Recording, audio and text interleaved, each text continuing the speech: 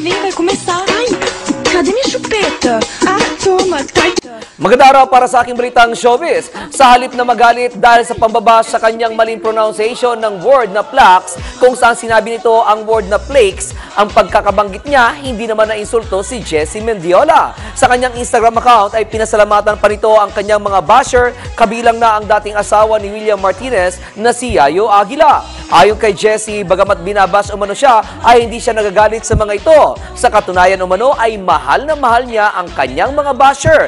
At kahit alam umano niyang hindi maniniwala ang mga ito, ngunit iyon umano ang totoo. Una rito, mismong si Yayo ang nambash kay Jessie nang mag-post ito sa kanyang Instagram account na nakakahiya umano ang ginawa ng young actress sa hosting nito sa UAAP Cheer Dance Competition noong linggo. Dapat umano ay kumuha ng isang tunay na host upang hindi nasisira ang daloy ng programa.